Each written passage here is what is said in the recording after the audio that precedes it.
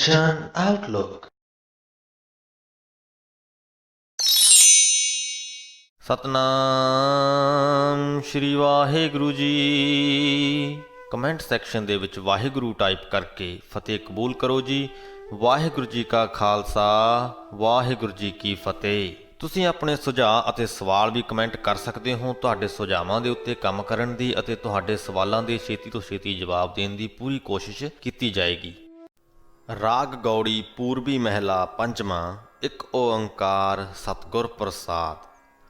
ਕਿਨ ਬਿਧ ਮਿਲੈ ਗੁਸਾਈ ਮੇਰੇ RAM ਰਾਏ, ਕੋਈ ਐਸਾ ਸੰਤ ਸਹਿਜ ਸੁਖ ਦਾਤਾ, ਮੋਹਿ ਮਾਰਗ ਦੇ ਬਤਾਈ ਰਹਾਓ। ਸਵਾਲ ਪੁੱਛਿਆ ਹੈ ਪਹਿਲੀ ਹੀ ਪੰਕਤੀ ਦੇ ਵਿੱਚ ਕਿ ਹੇ ਮੇਰੇ ਪ੍ਰਭੂ ਪਾਤਸ਼ਾਹ, ਉਸ ਖਸਮ ਪ੍ਰਭੂ ਨੂੰ ਕਿੰਨਾਂ ਤਰੀਕਿਆਂ ਦੇ ਨਾਲ ਮਿਲਿਆ ਜਾ ਸਕਦਾ ਹੈ। ਕਿਨ ਬਿਧ ਮਿਲੈ ਗੁਸਾਈ, ਬਾਕੀ ਦਾ ਜੋ ਸਾਰਾ ਸ਼ਬਦ ਹੈ ਉਹ ਇਸੇ ਸਵਾਲ ਦੇ ਉੱਪਰ ਆਧਾਰਿਤ ਹੈ ਤੇ ਆਖਰੀ ਵਾਲੀਆਂ ਪੰਕਤੀਆਂ ਦੇ ਵਿੱਚ ਸਾਨੂੰ ਜਵਾਬ ਵੀ ਮਿਲ ਜਾਂਦਾ ਹੈ। ਤੇ ਜੋ ਦੂਜੀ ਪੰਕਤੀ ਹੈ ਕਿ ਕੋਈ ਐਸਾ ਸੰਤ ਸਹਿਜ ਸੁਖ ਦਾਤਾ, ਮੋਹਿ ਮਾਰਗ ਦੇ ਬਤਾਈ, ਕਿ ਕਿਸੇ ਐਸੇ ਆਤਮਕ ਅਡੋਲਤਾ ਦੇ ਆਨੰਦ ਦੇ ਵਿੱਚ ਟਿਕੇ ਹੋਏ, ਸਹਿਜ ਦੇ ਵਿੱਚ ਟਿਕੇ ਹੋਏ ਸੰਤ ਜਨ ਦੀ, ਗੁਰੂ ਦੀ ਮੈਨੂੰ ਦੱਸ ਪਾਓ ਕਿ ਜਿਹੜਾ ਮੈਨੂੰ ਰਸਤਾ ਦਿਖਾ ਦੇਵੇ ਉਸ ਪਰਮਾਤਮਾ ਤੱਕ ਜਾਣ ਦਾ। ਅੰਤਰ ਅਲਖ ਨਾ ਜਾਈ ਲਖਿਆ, ਵਿੱਚ ਪੜਦਾ ਹਉਮੈ ਪਾਈ, ਮਾਇਆ ਮੋਹੇ ਸਭੋ ਜਗ ਸੋਇਆ, ਇਹ ਭਰਮ ਕਹੋ ਕਿਉ ਜਾਈ। ਜੋ ਪਹਿਲੀ ਪੰਕਤੀ ਹੈ ਕਿ ਅੰਤਰ ਅਲਖ ਨਾ ਜਾਈ ਲਖਿਆ, ਵਿੱਚ ਪੜਦਾ ਹਉਮੈ ਪਾਈ, ਬੜੀ ਹੀ ਮਹੱਤਵਪੂਰਨ ਹੈ, ਬੜੀ ਹੀ ਡੂੰਘੀ ਗੱਲ ਹੈ। ਅਲਖ ਤੋਂ ਭਾਵ ਅਦ੍ਰਿਸ਼ਟ ਪਰਮਾਤਮਾ ਤੇ ਲਖਿਆ ਤੋਂ ਭਾਵ ਉਹਨੂੰ ਦੇਖ ਸਕਣਾ। ਅੰਤਰ ਅਲਖ ਕਿ ਉਹ ਅਦ੍ਰਿਸ਼ਟ ਪਰਮਾਤਮਾ ਸਾਡੇ ਅੰਦਰ ਹੀ ਵਸਿਆ ਹੋਇਆ ਹੈ। ਨਾ ਜਾਈ ਲਖਿਆ, ਪਰ ਅਸੀਂ ਉਹਨੂੰ ਤਾਂ ਵੀ ਦੇਖ ਨਹੀਂ ਪਾਉਂਦੇ। ਕਿਉਂ? ਕਿਉਂਕਿ ਵਿੱਚ ਪਰਦਾ ਹਉਮੈ ਪਾਈ, ਇਸ ਸਰੀਰ ਰੂਪੀ ਪਰਦੇ ਦੇ ਅੰਦਰ ਹਉਮੈ ਹੈ, ਮੈਂ ਛੁਪੀ ਹੋਈ ਹੈ। ਉਸ ਮੈਂ ਦੇ ਪਿੱਛੇ ਪਰਮਾਤਮਾ ਹੈ। ਜਦ ਤੱਕ ਅਸੀਂ ਉਸ ਮੈਂ ਨੂੰ ਖਤਮ ਨਹੀਂ ਕਰਦੇ, ਹਉਮੈ ਨੂੰ ਖਤਮ ਨਹੀਂ ਕਰਦੇ, ਤਦ ਤੱਕ ਅਸੀਂ ਉਸ ਪਰਮਾਤਮਾ ਨੂੰ ਨਹੀਂ ਦੇਖ ਸਕਦੇ। ਇੰਨੀ ਸਰਲ ਜਿਹੀ ਗੱਲ ਹੈ। ਕਹਿੰਦੇ ਮਾਇਆ ਮੋਹੇ ਸਭੋ ਜਗ ਸੋਇਆ, ਕਿ ਸਾਰਾ ਹੀ ਜਗਤ, ਸਾਰਾ ਸੰਸਾਰ ਮਾਇਆ ਦੀ ਮੋਹ ਦੀ ਨੀਂਦ ਵਿੱਚ ਸੁੱਤਾ ਹੋਇਆ ਹੈ। ਹੇ ਭਾਈ, ਇਹ ਦੱਸੋ ਕਿ ਇਹ ਭਰਮ ਕਹੋ ਕਿਉ ਜਾਈ, ਕਿ ਇਸ ਭਰਮ ਨੂੰ ਕਿਵੇਂ ਦੂਰ ਕੀਤਾ ਜਾ ਸਕੇ, ਇਸ ਭਟਕਣਾ ਨੂੰ ਕਿਵੇਂ ਦੂਰ ਕੀਤਾ ਜਾ ਸਕੇ। ਏਕਾ ਸੰਗਤ ਇਕਤ ਗ੍ਰਹਿ ਬਸਤੇ, ਮਿਲ ਬਾਤ ਨਾ ਕਰਤੇ ਭਾਈ। ਜੋ ਸਾਡੀ ਆਤਮਾ ਹੈ ਤੇ ਪਰਮਾਤਮਾ ਹੈ, ਦੋਨੋਂ ਅਲੱਗ-ਅਲੱਗ ਹਨ, ਪਰ ਦੋਨਾਂ ਦੀ ਸੰਗਤ ਇੱਕੋ ਹੈ। ਇੱਕੇ ਹੀ ਹਿਰਦੇ ਘਰ ਦੇ ਵਿੱਚ ਵਸਦੇ ਹਨ। ਏਕਾ ਸੰਗਤ ਇਕਤ ਗ੍ਰਹਿ ਬਸਤੇ, ਮਿਲ ਬਾਤ ਨਾ ਕਰਤੇ ਭਾਈ, ਪਰ ਆਪਸ ਦੇ ਵਿੱਚ ਗੱਲਬਾਤ ਨਹੀਂ ਕਰਦੇ ਜਾਂ ਆਪਸ ਦੇ ਵਿੱਚ ਗੱਲਬਾਤ ਨਹੀਂ ਕਰ ਪਾਉਂਦੇ, ਕਿਉਂਕਿ ਦੋਨਾਂ ਦੇ ਵਿਚਕਾਰ ਅਸੀਂ ਹਉਮੈ ਦੀ ਦੀਵਾਰ ਖੜੀ ਕਰ ਰੱਖੀ ਹੈ। ਜਦ ਤੱਕ ਅਸੀਂ ਉਸ ਦੀਵਾਰ ਨੂੰ ਨਹੀਂ ਗਿਰਾਉਂਦੇ, ਨਹੀਂ ਢਾਉਂਦੇ, ਉਦੋਂ ਤੱਕ ਆਤਮਾ ਤੇ ਪਰਮਾਤਮਾ ਦੀ ਗੱਲਬਾਤ ਨਹੀਂ ਹੋ ਸਕਦੀ। ਇਹ ਨਹੀਂ ਕਿ ਸਾਨੂੰ ਪਤਾ ਨਹੀਂ ਹੁੰਦਾ ਕਿ ਉਸ ਦੀਵਾਰ ਦੇ ਪਰਲੇ ਪਾਸੇ ਪਰਮਾਤਮਾ ਵਸਦਾ ਹੈ। ਪਤਾ ਸਭ ਹੁੰਦਾ ਹੈ, ਬਸ ਅਸੀਂ ਉਸ ਦੀਵਾਰ ਨੂੰ ਢਾਹ ਕੇ ਗੱਲ ਨਹੀਂ ਕਰਦੇ। ਜੇ ਦੋ ਭਰਾਵਾਂ ਦੀ ਲੜਾਈ ਹੋ ਜਾਵੇ, ਘਰ ਦੇ ਵਿੱਚ ਦੀਵਾਰ ਕੱਢੀ ਜਾਵੇ, ਤਾਂ ਇਹ ਤਾਂ ਨਹੀਂ ਹੁੰਦਾ ਕਿ ਇੱਕ ਨੂੰ ਪਤਾ ਨਹੀਂ ਕਿ ਉਸ ਦੀਵਾਰ ਦੇ ਦੂਜੇ ਪਾਸੇ ਮੇਰਾ ਦੂਜਾ ਭਰਾ ਰਹਿੰਦਾ ਹੈ। ਪਤਾ ਤੇ ਹੁੰਦਾ ਹੀ ਹੈ, ਪਰ ਅਸੀਂ ਗੱਲ ਨਹੀਂ ਕਰਦੇ ਕਿਉਂਕਿ ਉਹ ਦੀਵਾਰ ਕੱਢ ਲਈ ਵਿਚਾਲੇ। ਤਾਂ ਉਸੇ ਪ੍ਰਕਾਰ ਸਾਨੂੰ ਪਤਾ ਜ਼ਰੂਰ ਹੈ ਕਿ ਹਉਮੈ ਦੀ, ਸਾਡੀ ਹਉਮੈ ਦੀ ਉਸ ਦੀਵਾਰ ਦੇ ਪਰਲੇ ਪਾਸੇ ਪਰਮਾਤਮਾ ਵਸਦਾ ਹੈ, ਪਰ ਅਸੀਂ ਉਹਦੇ ਨਾਲ ਗੱਲ ਨਹੀਂ ਕਰਦੇ ਕਿਉਂਕਿ ਅਸੀਂ ਉਸ ਹਉਮੈ ਦੀ ਦੀਵਾਰ ਨੂੰ ਢਾਉਣਾ ਨਹੀਂ ਚਾਹੁੰਦੇ ਤੇ ਉਹਨੂੰ ਢਾਏ ਬਿਨਾਂ ਉਸ ਪਰਮਾਤਮਾ ਦੇ ਨਾਲ ਗੱਲਬਾਤ ਨਹੀਂ ਹੋ ਸਕਦੀ। ਏਕਾ ਸੰਗਤ ਇਕਤ ਗ੍ਰਹਿ ਵਸਤੇ, ਮਿਲ ਬਾਤ ਨਾ ਕਰਤੇ ਭਾਈ, ਏਕ ਬਸਤ ਬਿਨ ਪੰਚ ਦੁਹੇਲੇ, ਉਹ ਬਸਤ ਅਗੋਚਰ ਠਾਈ। ਪੰਜ ਸ਼ਬਦ ਸਾਡੇ ਪੰਜ ਗਿਆਨ ਇੰਦਰੀਆਂ ਦੇ ਲਈ ਵਰਤਿਆ ਗਿਆ ਹੈ। ਇਹ ਪੰਜ ਗਿਆਨ ਇੰਦਰੇ ਹਨ ਸਾਡੀਆਂ ਅੱਖਾਂ, ਸਾਡੇ ਕੰਨ, ਸਾਡਾ ਨੱਕ, ਜੀਭ ਤੇ ਚਮੜੀ। ਇਹਨਾਂ ਪੰਜਾਂ ਦੀ ਮਦਦ ਦੇ ਨਾਲ ਹੀ ਅਸੀਂ ਇਸ ਸੰਸਾਰ ਦੇ ਵਿੱਚ ਵਿਚਰਦੇ ਹਾਂ। ਅੱਖਾਂ ਦੇ ਨਾਲ ਅਸੀਂ ਚੀਜ਼ਾਂ ਨੂੰ ਵੇਖ ਸਕਦੇ ਹਾਂ, ਵੇਖ ਕੇ ਦੱਸ ਸਕਦੇ ਹਾਂ ਕਿ ਇਹ ਫਲਾਨੀ ਚੀਜ਼ ਹੈ। ਕੰਨਾਂ ਦੇ ਨਾਲ ਅਸੀਂ ਸੁਣ ਸਕਦੇ ਹਾਂ, ਜੀਭ ਦੇ ਨਾਲ ਅਸੀਂ ਸਵਾਦ ਚੱਖ ਸਕਦੇ ਹਾਂ, ਆਪਣੀ ਚਮੜੀ ਦੇ ਨਾਲ ਅਸੀਂ ਮਹਿਸੂਸ ਕਰ ਸਕਦੇ ਹਾਂ, ਸਪਰਸ਼ ਮਹਿਸੂਸ ਕਰ ਸਕਦੇ ਹਾਂ, ਤੇ ਨੱਕ ਦੇ ਨਾਲ ਅਸੀਂ ਸੁੰਘ ਸਕਦੇ ਹਾਂ। ਇਹਨਾਂ ਪੰਜਾਂ ਦੀ ਮਦਦ ਦੇ ਨਾਲ ਅਸੀਂ ਸੰਸਾਰ ਦੇ ਵਿੱਚ ਜਿੰਨੀਆਂ ਵੀ ਵਸਤੂਆਂ, ਖੁਸ਼ਬੂਆਂ ਹਨ, ਸਵਾਦ ਹਨ, ਉਹਨਾਂ ਨੂੰ ਪਛਾਣਦੇ ਹਾਂ। ਪਰ ਜੋ ਪਰਮਾਤਮਾ ਹੈ ਉਹਦੇ ਤੱਕ ਇਹ ਪੰਜੇ ਦੇ ਪੰਜੇ ਪਹੁੰਚਦੇ ਹੀ ਨਹੀਂ। ਉਹ ਇੱਕ ਐਸੀ ਸ਼ੈ ਹੈ ਜਿਹਦੇ ਤੱਕ ਇਹਨਾਂ ਪੰਜੇ ਗਿਆਨ ਇੰਦਰੀਆਂ ਦੀ ਪਹੁੰਚ ਨਹੀਂ ਹੈ। ਤੇ ਇਹੀ ਗੱਲ ਗੁਰੂ ਜੀ ਇਹਨਾਂ ਪੰਕਤੀਆਂ ਦੇ ਵਿੱਚ ਕਹਿੰਦੇ ਨੇ ਕਿ ਏਕ ਬਸਤ ਬਿਨ ਪੰਚ ਦੁਹੇਲੇ, ਉਹ ਬਸਤ ਅਗੋਚਰ ਠਾਈ। ਇੱਕ ਬਸਤ ਦੇ ਬਿਨਾਂ, ਇੱਕ ਚੀਜ਼ ਤੋਂ ਬਿਨਾਂ ਇਹ ਪੰਜੇ ਗਿਆਨ ਇੰਦਰੇ ਦੁਖੀ ਰਹਿੰਦੇ ਨੇ। ਤੇ ਉਹ ਚੀਜ਼ ਅਜਿਹੀ ਹੈ ਜਿਹਦੇ ਤੱਕ ਇਹ ਪੰਜੇ ਪਹੁੰਚ ਨਹੀਂ ਸਕਦੇ। ਅਗੋਚਰ ਤੋਂ ਭਾਵ ਕਿ ਜਿਸ ਤੱਕ ਪਹੁੰਚ ਨਹੀਂ ਕਰ ਸਕਦੇ। ਤੇ ਉਹ ਚੀਜ਼ ਹੈ ਪਰਮਾਤਮਾ ਦਾ ਨਾਮ। ਉਹਨੂੰ ਅਸੀਂ ਆਪਣੇ ਮਨ ਨਾਲ ਜਪ ਸਕਦੇ ਹਾਂ, ਇਹਨਾਂ ਗਿਆਨ ਇੰਦਰੀਆਂ ਨਾਲ ਉੱਥੇ ਪਹੁੰਚ ਨਹੀਂ ਕਰ ਸਕਦੇ। ਤੇ ਉਸ ਪਰਮਾਤਮਾ ਦੇ ਨਾਮ ਦੀ ਸਮਝ ਬੜੀ ਔਖੀ ਪੈਂਦੀ ਹੈ। ਤੇ ਇਸੇ ਲਈ ਸਾਡੇ ਇਹ ਗਿਆਨ ਇੰਦਰੇ ਦੁਖੀ ਰਹਿੰਦੇ ਨੇ। ਜਿਸ ਕਾ ਗ੍ਰਹਿ ਤਿਨ ਦੀਆ ਤਾਲਾ, ਕੁੰਜੀ ਗੁਰ ਸੋ ਪਾਈ। ਸਾਡਾ ਇਹ ਸਰੀਰ ਘਰ ਜਿਸ ਪਰਮਾਤਮਾ ਦਾ ਬਣਾਇਆ ਹੋਇਆ ਹੈ, ਉਸੇ ਪਰਮਾਤਮਾ ਨੇ ਹੀ ਇਹਨੂੰ ਮਾਇਆ ਮੋਹ ਦਾ ਤਾਲਾ ਮਾਰ ਦਿੱਤਾ ਹੈ ਤੇ ਕੁੰਜੀ ਗੁਰੂ ਨੂੰ ਸੌਂਪ ਦਿੱਤੀ ਹੈ। ਅਸੀਂ ਮਾਇਆ ਮੋਹ ਦੇ ਉਸ ਤਾਲੇ ਨੂੰ ਖੋਲ੍ਹ ਨਹੀਂ ਪਾਉਂਦੇ, ਕਿਉਂਕਿ ਅਸੀਂ ਗੁਰੂ ਦੇ ਕੋਲ ਜਾਂਦੇ ਹੀ ਨਹੀਂ। ਗੁਰੂ ਦੇ ਕੋਲ ਨਾ ਜਾਣ ਕਰਕੇ ਅਸੀਂ ਉਸ ਮਾਇਆ ਦੇ ਮੋਹ ਦੇ ਜਿੰਦਰੇ ਦੇ ਪਿੱਛੇ ਹੀ ਫਸੇ ਰਹਿੰਦੇ ਹਾਂ। ਉਹ ਦਰਵਾਜ਼ਾ ਖੋਲ੍ਹ ਹੀ ਨਹੀਂ ਪਾਉਂਦੇ। ਅਨਕ ਉਪਾਵ ਕਰੇ ਨਹੀਂ ਪਾਵੈ, ਬਿਨ ਸਤਿਗੁਰ ਸਰਨਾਈ। ਹੋਰ ਬਥੇਰੇ ਉਪਾਅ ਅਸੀਂ ਕਰਦੇ ਰਹਿੰਦੇ ਹਾਂ।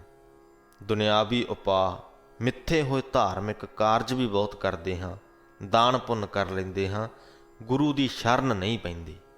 ਤੇ ਗੁਰੂ ਜੀ ਕਹਿੰਦੇ ਕਿ ਉਸ ਤਾਲੇ ਨੂੰ ਗੁਰੂ ਦੀ ਸ਼ਰਨ ਪਏ ਬਿਨਾਂ ਖੋਲ੍ਹਿਆ ਨਹੀਂ ਜਾ ਸਕਦਾ। ਉਸ ਪਰਮਾਤਮਾ ਨੂੰ ਗੁਰੂ ਦੀ ਸ਼ਰਨ ਪਏ ਬਿਨਾਂ ਪ੍ਰਾਪਤ ਨਹੀਂ ਕੀਤਾ ਜਾ ਸਕਦਾ। ਉਹਨੂੰ ਪਛਾਣਿਆ ਨਹੀਂ ਜਾ ਸਕਦਾ। ਗੁਰੂ ਦੀ ਸ਼ਰਨ ਪੈਣਾ ਹੀ ਪਵੇਗਾ। ਜਿਨ ਕੇ ਬੰਧਨ ਕਾਟੇ ਸਤਿਗੁਰ, ਤਿਨ ਸਾਧ ਸੰਗਤ ਲਿਵ ਲਾਈ। ਗੁਰੂ ਨੇ ਜਿਨ੍ਹਾਂ ਮਨੁੱਖਾਂ ਦੇ ਮਾਇਆ ਮੋਹ ਦੇ ਬੰਧਨ ਕੱਟ ਦਿੱਤੇ, ਜਿਨ੍ਹਾਂ ਦਾ ਉਹ ਤਾਲਾ ਖੋਲ੍ਹ ਦਿੱਤਾ, ਉਹਨਾਂ ਨੇ ਸਾਧ ਸੰਗਤ ਦੇ ਵਿੱਚ ਆਪਣੀ ਲਿਵ ਜੋੜ ਲਈ। ਪੰਜ ਜਨਾ ਮਿਲ ਮੰਗਲ ਗਾਇਆ, ਹਰ ਨਾਨਕ ਭੇਦ ਨਾ ਪਾਈ।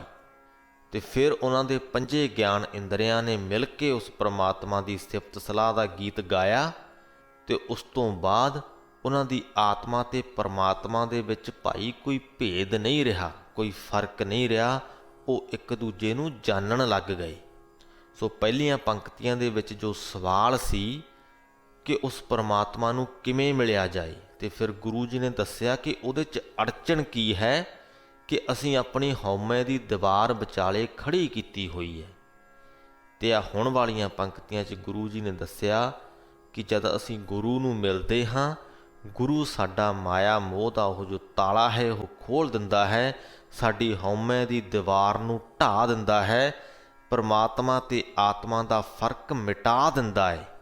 ਤੇ ਉਸ ਤੋਂ ਬਾਅਦ ਸਾਡੀ ਆਤਮਾ ਤੇ ਪਰਮਾਤਮਾ ਆਪਸ ਦੇ ਵਿੱਚ ਗੱਲਬਾਤ ਕਰਨ ਲੱਗਦੇ ਨੇ।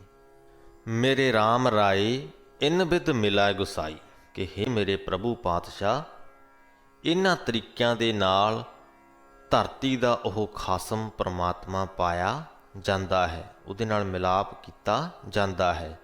ਸਹਿਜ ਭਇਆ ਭਰਮ ਖਿਨ ਮਹਿ ਨਾਠਾ, ਮਿਲ ਜੋਤੀ ਜੋਤ ਸਮਾਈ ਰਹਾਉ ਦੂਜਾ। ਤੇ ਜਦੋਂ ਉਸ ਪਰਮਾਤਮਾ ਦੇ ਨਾਲੋਂ ਸਾਡੀ ਕੋਈ ਵਿੱਥ ਨਹੀਂ ਰਹਿ ਜਾਂਦੀ, ਤਾਂ ਸਾਡੇ ਅੰਦਰ ਸਹਿਜ ਆ ਜਾਂਦਾ ਹੈ। ਸਾਡੀ ਜੋ ਭਟਕਣਾ ਹੈ ਉਹ ਇੱਕ ਪਲ ਦੇ ਵਿੱਚ ਨੱਠ ਜਾਂਦੀ ਹੈ। ਸਾਡੀ ਜੋ ਜੋਤੀ ਹੈ, ਸਾਡੀ ਜੋ ਆਤਮਾ ਹੈ, ਉਸ ਪਰਮਾਤਮਾ ਦੀ ਜੋਤ ਦੇ ਵਿੱਚ ਲੀਨ ਹੋ ਜਾਂਦੀ ਹੈ, ਸਮਾ ਜਾਂਦੀ ਹੈ। ਗੌੜੀ ਮਹਿਲਾ ਪੰਜਵਾਂ। ਐਸੋ ਪਰਚੋ ਪਾਇਓ, ਕਰੀ ਕਿਰਪਾ ਦਇਆਲ ਬਿਠੁੱਲੈ, ਸਤਿਗੁਰ ਮੁਝੇ ਬਤਾਇਓ। ਰਹਾਓ। ਉਸ ਪਰਮਾਤਮਾ ਦੇ ਨਾਲ ਮੇਰੀ ਐਸੀ ਸਾਂਝ ਬਣ ਗਈ, ਉਸ ਮਾਇਆ ਦੇ ਪ੍ਰਭਾਵ ਤੋਂ ਪਰੇ ਟਿਕੇ ਹੋਏ ਪਰਮਾਤਮਾ ਨੇ ਮੇਰੇ ਤੇ ਕਿਰਪਾ ਕੀਤੀ ਤੇ ਮੈਨੂੰ ਸਤਿਗੁਰੂ ਦਾ ਰਾਹ ਦੱਸ ਦਿੱਤਾ, ਗੁਰੂ ਦਾ ਪਤਾ ਦੱਸ ਦਿੱਤਾ।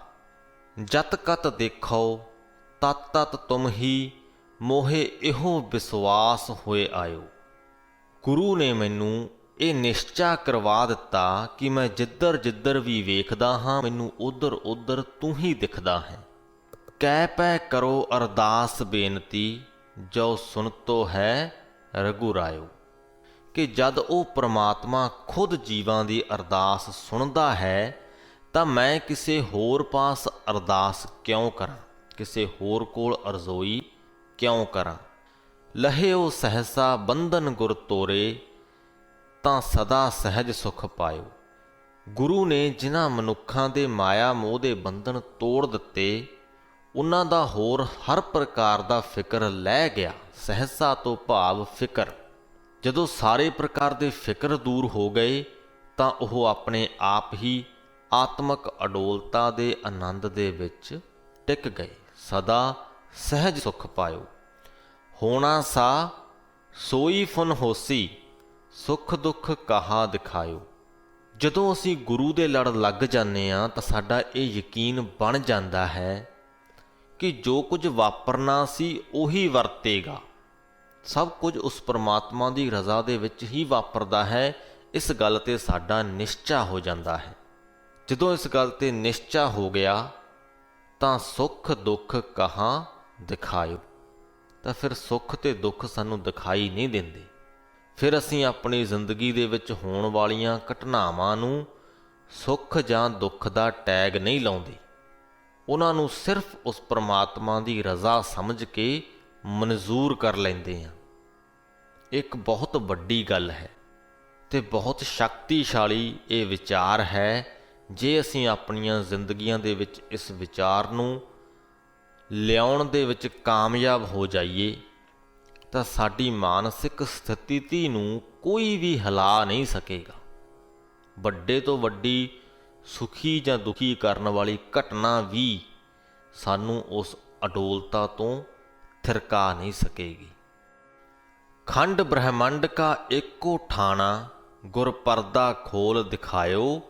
ਨੌ ਨਿਧ ਨਾਮ ਨਿਧਾਨ ਇੱਕ ਠਾਈ, ਤਉ ਬਾਹਰ ਕੈਠੇ ਜਾਇਓ। ਠਾਣਾ ਤੇ ਠਾਈ ਸ਼ਬਦਾਂ ਦਾ ਅਰਥ ਹੈ ਥਾਂ। ਕਿ ਖੰਡ ਬ੍ਰਹਮੰਡ ਕਾ ਏਕੋ ਠਾਣਾ, ਇਸ ਸਾਰੇ ਬ੍ਰਹਮੰਡ ਦਾ ਇੱਕ ਹੀ ਟਿਕਾਣਾ ਹੈ। ਗੁਰ ਪਰਦਾ ਖੋਲ ਦਿਖਾਇਓ। ਜਿਹੜੇ ਮਨੁੱਖ ਨੂੰ ਗੁਰੂ ਨੇ ਉਹਦੀ ਹਉਮੈ ਦਾ ਪਰਦਾ ਖੋਲ੍ਹ ਕੇ, ਪਰਦਾ ਹਟਾ ਕੇ ਇਹ ਗੱਲ ਸਮਝਾ ਦਿੱਤੀ ਕਿ ਖੰਡ ਬ੍ਰਹਮੰਡ ਕਾ ਏਕੋ ਠਾਣਾ, ਉਸ ਮਨੁੱਖ ਨੂੰ ਨੌ ਨਿਧ ਨਾਮ ਨਿਧਾਨ ਇੱਕ ਠਾਈ, 9 ਖਜ਼ਾਨਿਆਂ ਦੇ ਬਰਾਬਰ ਉਸ ਪਰਮਾਤਮਾ ਦੇ ਨਾਮ ਰੂਪੀ ਖਜ਼ਾਨੇ ਦੇ ਵਿੱਚ ਹੀ ਟਿਕਾਣਾ ਲੱਭ ਜਾਂਦਾ ਹੈ। ਤੇ ਜਦੋਂ ਇਹ ਟਿਕਾਣਾ ਲੱਭ ਗਿਆ ਤਾਂ ਉਹ ਬਾਹਰ ਕੈਠੇ ਜਾਇਓ। ਤਾਂ ਉਹ ਬਾਹਰ ਕਿਉਂ ਭਟਕਣ ਜਾਊਗਾ? ਜਦੋਂ ਉਹਨੂੰ ਪਰਮਾਤਮਾ ਦੇ ਨਾਮ ਦੇ ਵਿੱਚੋਂ ਸੁੱਖ, ਆਨੰਦ, ਸਹਿਜਤਾ, ਅਡੋਲਤਾ ਸਭ ਕੁਝ ਪ੍ਰਾਪਤ ਹੋ ਗਿਆ ਤਾਂ ਉਹ ਬਾਹਰ ਭਟਕਣ ਦੇ ਲਈ ਕਿਉਂ ਜਾਏਗਾ? ਤਾਂ ਉਹ ਬਾਹਰ ਕੈਠੇ ਜਾਇਓ। ਇਹ ਗੱਲ ਸਾਨੂੰ ਗੁਰੂ ਹੀ ਸਮਝਾ ਸਕਦਾ ਹੈ। ਗੁਰੂ ਹੀ ਸਾਡਾ ਹਉਮੈ ਦਾ ਪਰਦਾ ਚੱਕ ਸਕਦਾ ਹੈ। ਹਉਮੈ ਦਾ ਪਰਦਾ ਚੱਕਿਆ ਗਿਆ ਤੇ ਸਾਨੂੰ ਇਸ ਗੱਲ ਦੀ ਸਮਝ ਆ ਜਾਂਦੀ ਹੈ ਕਿ ਸਾਰੀ ਸ੍ਰਿਸ਼ਟੀ ਦਾ ਇੱਕ ਹੀ ਟਿਕਾਣਾ ਹੈ, ਇੱਕ ਹੀ ਆਸਰਾ ਹੈ ਤੇ ਉਹ ਪਰਮਾਤਮਾ ਹੈ। ਏਕੈ ਕਨਕ ਅਨੇਕ ਭਾਤ ਸਾਜੀ, ਬਹੁ ਪ੍ਰਕਾਰ ਰਚਾਇਓ। ਜਿਸ ਪ੍ਰਕਾਰ ਇੱਕ ਜੋ ਸੁਨਿਆਰਾ ਹੈ ਇੱਕ ਹੀ ਸਿਉਣੇ ਤੋਂ ਵੱਖ-ਵੱਖ ਪ੍ਰਕਾਰ ਦੇ ਗਹਿਣੇ ਬਣਾ ਛੱਡਦਾ ਹੈ, ਕਨਕ ਤੋਂ ਭਾਵ ਸੋਨਾ, ਉਸੇ ਪ੍ਰਕਾਰ ਹੀ ਪ੍ਰਮਾਤਮਾ ਨੇ ਇੱਕ ਆਤਮਾ ਤੋਂ ਇੰਨੇ ਪ੍ਰਕਾਰ ਦੀਆਂ ਜੀਵ ਜੰਤੂਆਂ ਦੀਆਂ ਕਿਸਮਾਂ ਬਣਾ ਛੱਡੀਆਂ ਨੇ। ਬੇਸ਼ੱਕ ਉਹ ਬਨਸਪਤੀ ਹੈ, ਬੇਸ਼ੱਕ ਕੋਈ ਜੀਵ ਹੈ, ਭਾਵੇਂ ਉਹ ਇਨਸਾਨ ਹੈ, ਸਾਰਿਆਂ ਦੇ ਅੰਦਰ ਇੱਕ ਹੀ ਪ੍ਰਕਾਰ ਦੀ ਜੋਤ ਹੈ। ਜੋ ਆਤਮਾ ਹੈ ਉਹ ਇੱਕ ਹੀ ਪ੍ਰਕਾਰ ਦੀ ਹੈ। ਉਸੇ ਇੱਕ ਪ੍ਰਕਾਰ ਦੀ ਆਤਮਾ ਤੋਂ ਹੀ ਉਸ ਪਰਮਾਤਮਾ ਨੇ ਸ੍ਰਿਸ਼ਟੀ ਦੇ ਅਨੇਕਾਂ ਹੀ ਜੀਵ ਜੰਤੂ ਤੇ ਬਨਸਪਤੀਆਂ ਰਚੀਆਂ ਨੇ। ਬਿਲਕੁਲ ਉਸੇ ਤਰ੍ਹਾਂ ਜਿਸ ਪ੍ਰਕਾਰ ਕਿ ਸਿਉਣਾ ਇੱਕ ਹੀ ਹੁੰਦਾ ਹੈ, ਪਰ ਉਹਦੇ ਤੋਂ ਅਨੇਕਾਂ ਪ੍ਰਕਾਰ ਦੇ ਗਹਿਣੇ ਸੁਨਿਆਰਾ ਸਿਰਜਦਾ ਹੈ, ਬਣਾਉਂਦਾ ਹੈ। ਕਹੋ ਨਾਨਕ ਭਰਮ ਗੁਰ ਖੋਈ ਹੈ, ਇਵ ਤਤੈ ਤਤ ਮਿਲਾਇਓ। ਹੇ ਨਾਨਕ, ਇਹ ਆਖ ਕਿ ਗੁਰੂ ਨੇ ਜਿਸ ਮਨੁੱਖ ਦਾ ਭਰਮ ਭੁਲੇਖਾ ਦੂਰ ਕਰ ਦਿੱਤਾ, ਮਾਇਆ ਮੋਹ ਦਾ ਭਰਮ ਭੁਲੇਖਾ, ਹਉਮੈ ਦਾ ਭਰਮ ਭੁਲੇਖਾ, ਗੁਰੂ ਨੇ ਜਿਹਦੇ ਇਹ ਭੁਲੇਖੇ ਦੂਰ ਕਰ ਦਿੱਤੇ, ਉਹਨੂੰ ਤਤ ਦੇ ਵਿੱਚ ਤਤ ਮਿਲਦਾ ਨਜ਼ਰ ਆਉਂਦਾ ਹੈ। ਭਾਵ ਕਿ ਜਦ ਕੋਈ ਰੂਹ ਵਿਛੜਦੀ ਹੈ ਤਾਂ ਗੁਰਮੁਖ ਨੂੰ ਇਸ ਗੱਲ ਦਾ ਨਿਸ਼ਚਾ ਹੁੰਦਾ ਹੈ ਕਿ ਉਹ ਰੂਹ ਪਰਮਾਤਮਾ ਦੇ ਵਿੱਚ ਜਾ ਕੇ ਮਿਲ ਗਈ। ਜਿਸ ਪ੍ਰਕਾਰ ਜਦੋਂ ਕਿਸੇ ਗਹਿਣੇ ਨੂੰ ਢਾਲ ਲਿਆ ਜਾਂਦਾ ਹੈ ਤਾਂ ਉਹ ਸਿਉਣਾ ਬਣ ਜਾਂਦਾ ਹੈ ਤੇ ਉਸ ਸੋਨੇ ਤੋਂ ਅੱਗੇ ਨਵਾਂ ਗਹਿਣਾ ਤਿਆਰ ਕੀਤਾ ਜਾਂਦਾ ਹੈ, ਤਾਂ ਉਸੇ ਪ੍ਰਕਾਰ ਹੀ ਇੱਕ ਸਰੀਰ ਜਦ ਢਲ ਜਾਂਦਾ ਹੈ ਤਾਂ ਉਹਦੇ ਚੋਂ ਜੋ ਆਤਮਾ ਨਿਕਲਦੀ ਹੈ ਉਹਨੂੰ ਦੂਜੇ ਸਰੀਰ ਦੇ ਵਿੱਚ ਪਾ ਦਿੱਤਾ ਜਾਂਦਾ ਹੈ। ਇਹ ਪਰਮਾਤਮਾ ਦੀ ਕਿਰਿਆ ਹੈ, ਪਰਮਾਤਮਾ ਦੀ ਕਰਾਮਾਤ ਹੈ। ਗੌੜੀ ਮਹਿਲਾ ਪੰਜਵਾਂ। ਔਦ ਘਟੈ ਦਿਨਸ ਰਹਿਨਾਰੇ, ਮਨ ਗੁਰਮਿਲ ਕਾਜ ਸਵਾਰੇ। ਰਹਾਉ ਕਿ ਹੇ ਮੇਰੇ ਮਨ, ਹਰ ਰਾਤ ਦੇ ਨਾਲ ਅਤੇ ਹਰ ਦਿਨ ਦੇ ਨਾਲ ਤੇਰੀ ਉਮਰ ਘਟਦੀ ਜਾ ਰਹੀ ਹੈ। ਸੋ ਇਸ ਕਰਕੇ ਜਿਸ ਕੰਮ ਦੇ ਲਈ ਤੂੰ ਇਸ ਜਗਤ ਦੇ ਵਿੱਚ ਆਇਆ ਏ, ਗੁਰੂ ਨੂੰ ਮਿਲ ਕੇ ਆਪਣਾ ਉਹ ਕੰਮ ਸਵਾਰ ਲੈ। ਮਨ ਗੁਰਮਿਲ ਕਾਜ ਸਵਾਰੇ। ਕਰੋ ਬੇਨੰਤੀ ਸੁਨ ਮੇਰੇ ਮੀਤਾ, ਸੰਤ ਟਹਿਲ ਕੀ ਬੇਲਾ। ਕਿ ਹੇ ਮੇਰੇ ਮਿੱਤਰ, ਮੈਂ ਤੇਰੇ ਅੱਗੇ ਬੇਨਤੀ ਕਰਦਾ ਹਾਂ, ਤੂੰ ਮੇਰੀ ਬੇਨਤੀ ਸੁਣ। ਇਹ ਜੋ ਵੇਲਾ ਹੈ, ਇਹ ਜੋ ਸਮਾਂ ਹੈ, ਸੰਤਾਂ ਦੀ ਟਹਿਲ ਕਰਨ ਦਾ ਹੈ, ਸੰਤਾਂ ਦੀ ਸੇਵਾ ਕਰਨ ਦਾ ਹੈ। ਇਹ ਸੇਵਾ ਕਰ ਲੈ। ਈਹਾ ਖਾਟ ਚੱਲੋ ਹਰ ਲਾਹਾ, ਆਗਾ ਵਸਨ ਸੁਹੇਲਾ। ਇਹ ਖੱਟੀ ਖੱਟ ਲੈ, ਪਰਮਾਤਮਾ ਦੇ ਨਾਮ ਦਾ ਲਾਹਾ ਖੱਟ ਕੇ ਇੱਥੋਂ ਤੁਰ। ਤੇਰਾ ਅੱਗੇ ਦਾ ਜੋ ਸਫ਼ਰ ਹੈ ਉਹ ਸੌਖਾ ਹੋ ਜਾਏਗਾ। ਇਹੋ ਸੰਸਾਰ ਵਿਕਾਰ ਸਹਸੇ ਮਹਿ, ਤਰਿਓ ਬ੍ਰਹਮ ਗਿਆਨੀ। ਇਹ ਜੋ ਸੰਸਾਰ ਹੈ ਵਿਕਾਰਾਂ ਤੇ ਫਿਕਰਾਂ ਦੇ ਵਿੱਚ ਘਿਰਿਆ ਹੋਇਆ ਹੈ, ਤੇ ਜਿਸ ਮਨੁੱਖ ਨੇ ਉਸ ਪਰਮਾਤਮਾ ਦਾ ਗਿਆਨ ਹਾਸਲ ਕਰ ਲਿਆ, ਉਹਦੇ ਨਾਲ ਸਾਂਝ ਪਾ ਲਈ, ਉਹ ਬ੍ਰਹਮ ਗਿਆਨੀ ਬਣ ਜਾਂਦਾ ਹੈ ਤੇ ਇਸ ਸੰਸਾਰ ਸਮੁੰਦਰ ਨੂੰ ਤਰਨ ਦੇ ਕਾਬਲ ਹੋ ਜਾਂਦਾ ਹੈ। ਜਿਸੈ ਜਗਾਏ ਪਿਆਏ ਹਰ ਰਸ, ਅਕਥ ਕਥਾ ਤਿਨ ਜਾਨੀ। ਉਹ ਪਰਮਾਤਮਾ ਜਿਹੜੇ ਮਨੁੱਖ ਨੂੰ ਵਿਕਾਰਾਂ ਦੀ ਨੀਂਦ ਦੇ ਵਿੱਚੋਂ ਜਗਾ ਦਿੰਦਾ ਹੈ ਤੇ ਆਪਣਾ ਹਰ ਰਸ ਪਿਆ ਦਿੰਦਾ ਹੈ, ਉਹ ਉਸ ਪਰਮਾਤਮਾ ਦੀ ਅਕਥ ਕਥਾ ਸਮਝ ਜਾਂਦਾ ਹੈ। ਅਕਥ ਕਿਉਂ ਹੈ? ਕਿਉਂਕਿ ਉਹਦੀ ਸਿਫਤ ਸਲਾਹ ਬੋਲਾਂ ਦੇ ਨਾਲ, ਸ਼ਬਦਾਂ ਦੇ ਵਿੱਚ ਨਹੀਂ ਕੀਤੀ ਜਾ ਸਕਦੀ। ਉਹਦੀ ਇਸ ਸ੍ਰਿਸ਼ਟੀ ਨੂੰ, ਇਹਦੀ ਬਣਤਰ ਨੂੰ, ਇਹਦੇ ਤਾਣੇ ਬਾਣੇ ਨੂੰ ਸ਼ਬਦਾਂ ਦੇ ਵਿੱਚ ਬਿਆਨ ਨਹੀਂ ਕੀਤਾ ਜਾ ਸਕਦਾ। ਪਰ ਜਿਹੜਾ ਬ੍ਰਹਮ ਗਿਆਨੀ ਹੈ ਉਹਨੂੰ ਇਸ ਗੱਲ ਦੀ ਸਮਝ ਆ ਜਾਂਦੀ ਹੈ, ਉਹ ਇਸ ਤਾਣੇ ਬਾਣੇ ਨੂੰ ਬਸ ਸਮਝ ਜਾਂਦਾ ਹੈ। ਜਾਕੋ ਆਏ ਸੋਈ ਬਿਹਾਜੋ, ਹਰ ਗੁਰ ਤੇ ਮਨੇ ਬਸੇਰਾ। ਜਿਸ ਕੰਮ ਲਈ ਇਸ ਸੰਸਾਰ ਦੇ ਵਿੱਚ ਆਏ ਹੋ, ਜਿਹੜਾ ਸੌਦਾ ਖਰੀਦਣ ਦੇ ਲਈ ਆਏ ਹੋ, ਉਸੇ ਦਾ ਹੀ ਵਪਾਰ ਕਰੋ। ਗੁਰੂ ਦੀ ਕਿਰਪਾ ਨਾਲ ਹੀ ਪਰਮਾਤਮਾ ਦਾ ਆਪਣੇ ਮਨ ਦੇ ਵਿੱਚ ਵਾਸ ਹੋ ਸਕਦਾ ਹੈ। ਨਿਜ ਘਰ ਮਹਿਲ ਪਾਵੋ ਸੁਖ ਸਹਜੇ, ਬਹੁਰ ਨਾ ਹੋਏਗੋ ਫੇਰਾ। ਜੇ ਤੁਸੀਂ ਗੁਰੂ ਦੇ ਲੜ ਲੱਗ ਗਏ ਤੇ ਗੁਰੂ ਦੇ ਲੜ ਲੱਗ ਕੇ ਪਰਮਾਤਮਾ ਦੇ ਨਾਲ ਸਾਂਝ ਕਾਇਮ ਕਰ ਲਈ, ਤਾਂ ਆਪਣੇ ਹਿਰਦੇ ਘਰ ਦੇ ਵਿੱਚ ਹੀ ਤੁਸੀਂ ਉਸ ਪਰਮਾਤਮਾ ਦਾ ਟਿਕਾਣਾ ਲੱਭ ਲਵੋਗੇ। ਬਹੁਰ ਨਾ ਹੋਏਗੋ ਫੇਰਾ। ਬਾਹਰ ਭਟਕਣ ਦੀ ਤੁਹਾਨੂੰ ਫਿਰ ਲੋੜ ਨਹੀਂ ਪਏਗੀ। ਤੁਹਾਡਾ ਜਨਮ ਮਰਨ ਦਾ ਜੋ ਗੇੜ ਹੈ ਉਹ ਮੁੱਕ ਜਾਏਗਾ। ਅੰਤਰਜਾਮੀ ਪੁਰਖ ਵਿਧਾਤੇ ਸਰਦਾ ਮਨ ਕੀ ਪੂਰੇ, ਕਿ ਹੇ ਅੰਤਰਜਾਮੀ ਸਰਬ ਵਿਆਪਕ ਕਰਤਾਰ, ਮੇਰੇ ਮਨ ਦੀ ਸ਼ਰਧਾ ਪੂਰੀ ਕਰ। ਨਾਨਕ ਦਾਸ ਇਹੀ ਸੁਖ ਮੰਗੈ, ਮੋਕੋ ਕਰ ਸੰਤਨ ਕੀ ਧੂਰੇ। ਕਿ ਨਾਨਕ ਤੇਰਾ ਦਾਸ ਇਹੀ ਸੁਖ ਮੰਗਦਾ ਹੈ ਕਿ ਮੈਨੂੰ ਸੰਤ ਜਨਾਂ ਦੇ ਚਰਨਾਂ ਦੀ ਧੂੜ ਬਣਾ ਦੇ। ਸੋ ਇਸ ਦੇ ਨਾਲ ਹੀ ਅੱਜ ਦੇ ਅੰਗ ਦੀ ਬਾਣੀ ਦੀ ਵਿਆਖਿਆ ਦੀ ਸਮਾਪਤੀ ਹੁੰਦੀ ਹੈ ਜੀ। ਗੁਰੂ ਸਾਹਿਬ ਨੇ ਅੱਜ ਦੀ ਬਾਣੀ ਦੇ ਰਾਹੀਂ ਸਾਨੂੰ ਸਾਡੀ ਹਉਮੈ ਦੀ ਦੀਵਾਰ ਦੇ ਬਾਰੇ 'ਚ ਦੱਸਿਆ ਕਿ ਕਿਸ ਪ੍ਰਕਾਰ ਆਤਮਾ ਤੇ ਪ੍ਰਮਾਤਮਾ ਦੋਨੋਂ ਹੀ ਸਾਡੇ ਹਿਰਦੇ ਘਰ ਵਿੱਚ ਵਸਦੇ ਹਨ। ਬਸ ਫਰਕ ਸਿਰਫ ਇੰਨਾ ਹੈ ਕਿ ਅਸੀਂ ਦੋਨਾਂ ਦੇ ਵਿਚਕਾਰ ਆਪਣੀ ਹਉਮੈ ਦੀ ਦੀਵਾਰ ਖੜੀ ਕਰੀ ਬੈਠੇ ਹਾਂ। ਜਦ ਉਹ ਦੀਵਾਰ ਟੁੱਟ ਗਈ ਤਾਂ ਆਤਮਾ ਤੇ ਪ੍ਰਮਾਤਮਾ ਦਾ ਆਪਸ ਦੇ ਵਿੱਚ ਸੁਮੇਲ ਹੋ ਜਾਏਗਾ। ਉਹ ਆਪਸ ਦੇ ਵਿੱਚ ਵਾਰਤਾਲਾਪ ਕਰਨ ਲੱਗਣਗੇ ਤੇ ਸਾਡੇ ਹਿਰਦੇ ਦੇ ਵਿੱਚ ਸਹਿਜ ਆਨੰਦ ਦੀ ਅਵਸਥਾ ਪੈਦਾ ਹੋ ਜਾਏਗੀ। ਆਓ ਉਸ ਪ੍ਰਮਾਤਮਾ ਦੇ ਅੱਗੇ ਅਰਦਾਸ ਕਰੀਏ ਕਿ ਹੇ ਪ੍ਰਮਾਤਮਾ ਸਾਨੂੰ ਸੋਝੀ ਬਖਸ਼ ਕਿ ਪਹਿਲਾਂ ਤਾਂ ਅਸੀਂ ਇਸ ਗੱਲ ਨੂੰ ਮੰਨ ਲਈਏ ਕਿ ਅਸੀਂ ਹਉਮੈ ਦੀ ਦੀਵਾਰ ਖੜੀ ਕੀਤੀ ਹੋਈ ਹੈ, ਤੇ ਫਿਰ ਸਾਨੂੰ ਬਲ ਬਖਸ਼ ਕਿ ਜਿਹੜੇ ਨਾਲ ਕਿ ਅਸੀਂ ਉਸ ਦੀਵਾਰ ਨੂੰ ਤੋੜ ਸਕੀਏ। ਇਸੇ ਅਰਦਾਸ ਬੇਨਤੀ ਦੇ ਨਾਲ ਹੀ ਅੱਜ ਦੀ ਵੀਡੀਓ ਦੀ ਸਮਾਪਤੀ ਕਰਦੇ ਹਾਂ ਜੀ। ਬੁਲਾਓ ਫਤਿਹ। ਵਾਹਿਗੁਰੂ ਜੀ ਕਾ ਖਾਲਸਾ, ਵਾਹਿਗੁਰੂ ਜੀ ਕੀ ਫਤਿਹ।